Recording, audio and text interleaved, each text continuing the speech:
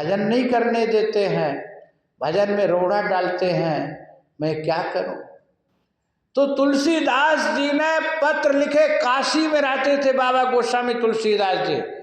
तुलसीदास जी ने कहे कि जाके प्रिय न राम बैदेही, तजिए ताहि बैरी सम यद्यपि परम स्नेही। जाके प्रिय न राम बैदेही, जिसको राम वैदेही सीता प्रिय नहीं है उनको त्याग दो, चाहे कितना आपका प्रेमी क्यों न हो। तजिए ताहि कोटि बैरी सम यद्यपि परम स्नेही। तजो पिता प्रहलाद बंधु विभीषण, भरत महतारी बाली तजी गुरु, ब्रज मुद भई गोपियन मंगलकारी। देखो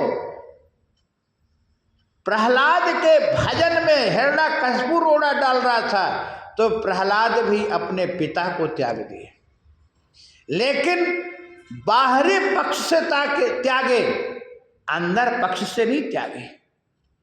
यदि अंदर पक्ष से त्यागते तो जब नरसिंह भगवान आए और प्रहलाद से कहे, प्रहलाद वरदान मांग, क्या चाहता है, ये स्तुति करते रहेगा, तेरे भजन भाव देख के मैं आया, खंभे में प्रकट हो गए, बता तू। प्रहलाद ने पहले कहे कि प्रभु मैं इसके लिए भजन नहीं किया, वरदान मांगने के लिए। यदि हमारे अंदर कामना की अंकुर हृदय में हो तो उस अंकुर को उखाड़ के फेंक दो प्रभु, बस मैं यही चाहता हूं। मैं वरदान मांगने के लिए भजन नहीं किया आपको, ये तो बढ़िया काम हो गया, पैसा दो सौदा लो। अच्छा, फिर प्रहलाद ने कहे कि प्रभु यदि आप देने चाहते हैं तो मेरे पिता की दुर्गति ना हो, मेरा पिता नरक ना जाए, क्योंकि मेरा पिता ने आपको पानी पी पी के गाली दिया है, तो मेरे पिता की दुर्गति ना हो, बस ये वरदान दे दो भगवान। भगवान कहे कि प्रहलाद ये तो तुझसे बनेगा, ये तू ही स्वयं सक्षम है।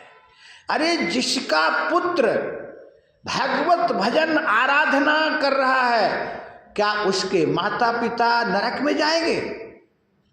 क्या उसके पिता की दुर्गति होगी?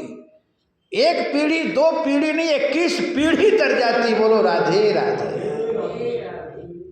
तो कहने का मकसद मेरा ये है कि यदि प्रहलाद अंदर से अपने पिता को त्यागते तो क्या फिर ये कहना पड़ता है? पिता अंधविश्वासी था, अहंकारी था, इसलिए प्रहलाद ने त्यागे, अंदर से नहीं त्यागे। तो तजो पिता प्रहलाद बंधु विभीषण, और विभीषण भी अपने भाई को त्याग दिया। अब क्यों त्यागा? क्योंकि वो भी एक बार रावण ने विभीषण को बुलाया, अब बोला कि मेरे तपस्वी का दीवार में नाम लिखा है तूने, अब मैं सुना तू राम राम करता है, उस तपस्वी का नाम लेता है, दीवार में लिखा है। विभीषण ने बात को बना ले गए। विभीषण ने कहे कि वो रा से रावण और माँ से मंदोदरी, उन्हें मान जाए बात को। लेकिन जब विभीषण फिर समझाने आए कि भैया मान जाओ, वो राम नर भूपाला है, वो नर नहीं है, वो साधारण नहीं है, वो प्रभु है।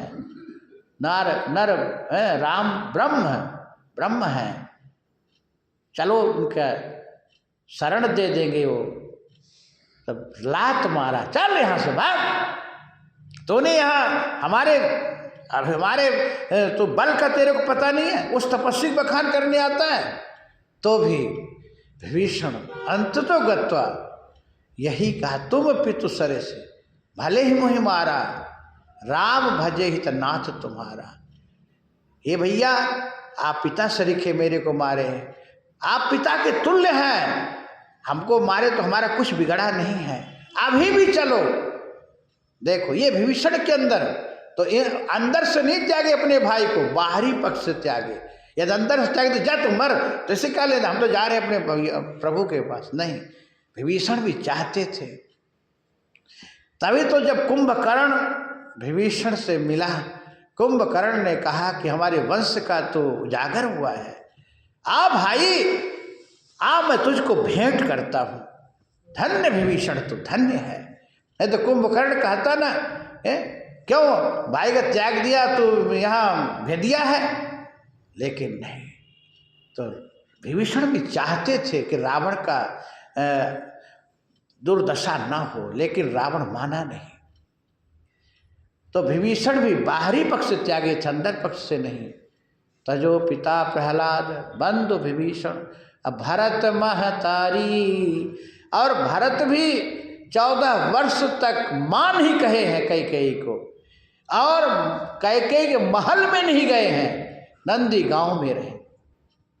कैकेयी माँ सुनने के लिए तरस गई, लेकिन नहीं। जब राम आए वो, तो भरत, जब राम कैकेयी के महल में थे तो भरत जो है तो दूर द्वार पे खड़े, भगवान बुलाए, भरत आ। कैकेयी ने कही कि राम तुम एक बार इससे माँ कहवा दो। अंतिम में माँ बोले हैं भरत। तो भरत भी कि मेरी माँ का कल्याण हो, नहीं कि क्या क्या नहीं भरत कहे, लेकिन राम के लिए, राम के प्रति, कि राम के प्रति तेरा ऐसे हाल क्यों हो गया, तू राम के लिए हमारे कारण मोह में राम को तू त्याग दी। इसलिए भरत कहे कि बर मागत मन भई ने पीरा, गन्न जीमु पड़े उन कीड़ा। भरत राम के लिए कहे हैं, ऐसे नहीं कहे हैं। भगवान से जो अलग कर दे, तू